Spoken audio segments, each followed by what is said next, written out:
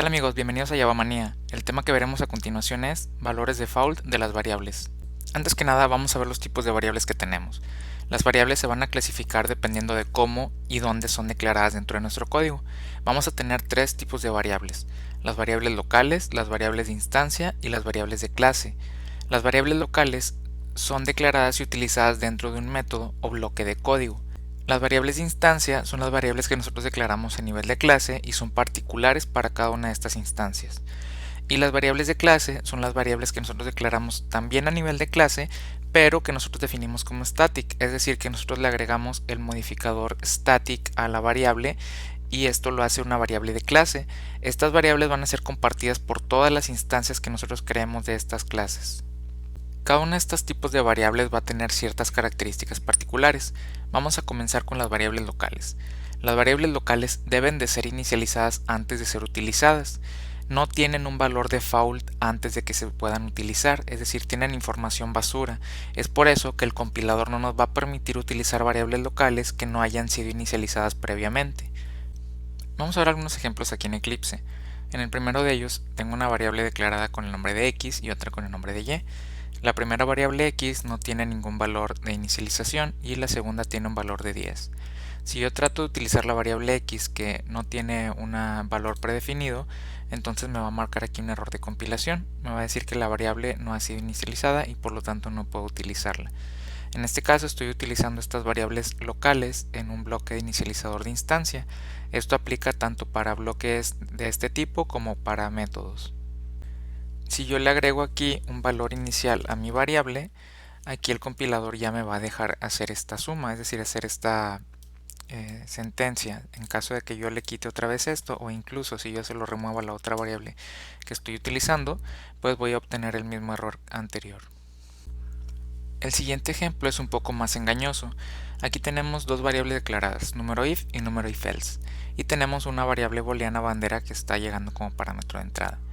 Tenemos una condición if else y en caso de que la condición se cumpla estamos inicializando tanto número if como número if else. En caso de que no se cumpla, si se va por el else, solamente el número if else es inicializado. Aquí Java es lo suficientemente inteligente como para determinar que la variable número if else va a estar inicializada cuando alcance este punto, es decir, cuando la variable es utilizada e impresa aquí en consola, puesto que si se cumple la condición de if se inicializa en esta parte y si no se inicializa en esta otra cuando entra por el else.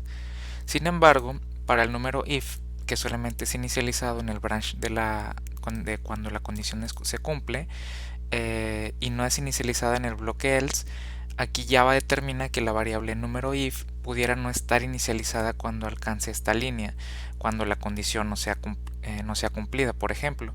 Entonces marca un error de compilación diciéndonos el mismo error, que la variable pudiera no estar inicializada.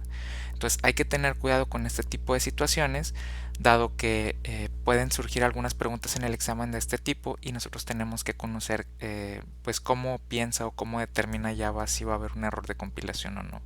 En este caso, si yo agrego la inicialización también en el bloque else, Java determina que las variables siempre va a ser inicializada, puesto que puede entrar por aquí o por acá y siempre se va a cumplir alguna de estas dos condiciones. Entonces por eso que ya no me marca ningún error aquí de compilación. Siguiendo con ejemplos así un poco engañosos, aquí tenemos otro ejemplo donde tengo una variable x declarada y tenemos un bloque if. En este caso estamos hardcodeando un true en esta condición y estamos inicializando la variable dentro del bloque de código. En este caso, como la estructura o esta condición siempre se cumple, pues Java determina que cuando alcance este punto la variable x va a tener un valor inicial, entonces no hay problema. Pero ¿qué pasa si yo agrego una condición que no sea un hardcode de true, sino una variable? En este caso, Java determina o no puede determinar si esta condición se va a cumplir o no en tiempo de ejecución, y es por eso que aquí marca un error de compilación. Aun y cuando nosotros sepamos que esta variable está inicializada en true y que no estamos modificándola, pues Java no puede determinar en tiempo de compilación si esta variable puede cambiar o no su valor. Si nosotros agregamos un final y de esta manera su valor ya no va a poder cambiar, entonces Java está de acuerdo, ya puede determinar en tiempo de compilación que esta variable siempre va a tener este valor de true, y entonces volvemos al mismo caso de cuando hardcodeamos el true.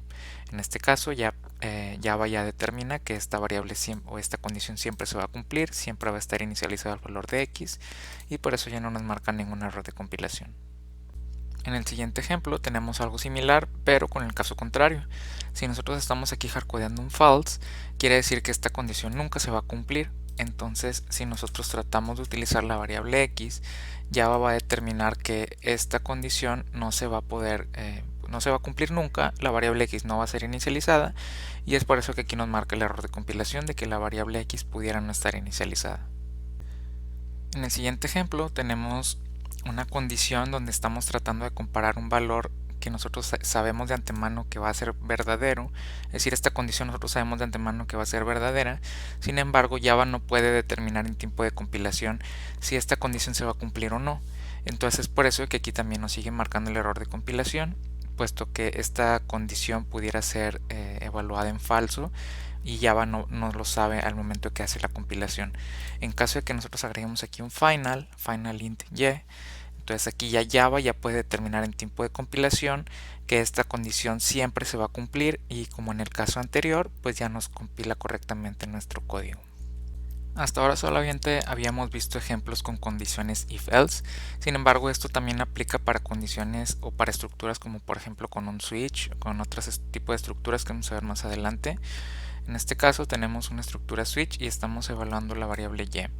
En caso de que no coincida con el valor de 2, se va a ir por el default y lo va a inicializar x igual a 1. En este caso, si nosotros comentamos el case 2 y solamente dejamos un default, aquí Java determina en tiempo de compilación que esta condición siempre se va a cumplir, es decir, siempre se va a ir la condición por el default y se inicializaría con el valor de x igual a 1. Entonces aquí ya compilaría correctamente. Ahora vamos a hablar un poco acerca de las variables de instancia y variables de clase. Estas van a compartir las mismas características, y las variables de instancia y de clase no van a requerir una inicialización explícita antes de utilizarse, al contrario de las variables locales. Al momento de que son declaradas, son automáticamente inicializadas a un valor default.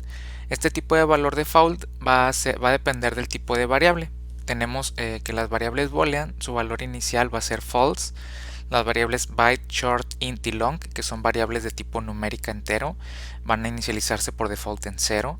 Las variables float y double, que son variables de punto flotante, se van a inicializar por default en 0.0. Las variables de tipo char se van a inicializar a su valor Unicode, que es representado por esta serie de caracteres, y representan el valor null en el sistema de caracteres Unicode. No hay que confundirlo con el valor de null que vemos más abajito, que se utiliza para variables de referencia. Este valor de null es distinto, y hay que recordar que las variables primitivas no pueden asignarse un valor de null. Por último tenemos las variables de tipo referencia. Todas las variables de tipo referencia objetos por default se van a inicializar a un valor de null. N-U-L-L, todo en minúscula. Esta es una palabra reservada y es diferente como comentaba, de la palabra null o del carácter null en el cual se inicializa char.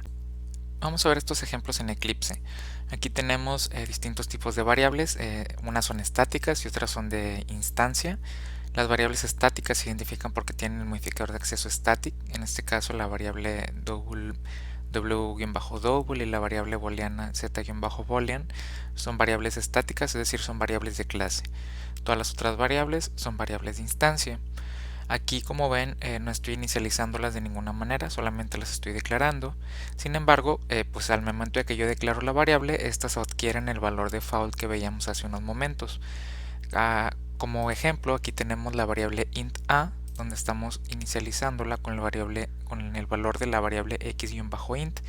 Como veíamos en ejemplos anteriores, en variables locales esto no es posible, dado que tenemos que inicializarlas previamente, pero dado que aquí cuando nosotros declaramos la variable, estas adquieren un valor default, es por eso que en este momento yo puedo utilizar la variable x-int, asignarla a otra variable más abajo y no haber problema. En este caso se asignaría un valor de 0 a la variable int a, dado que cuando yo declaré la variable no le di un valor default, un valor inicial, entonces se agarra el valor default que es 0.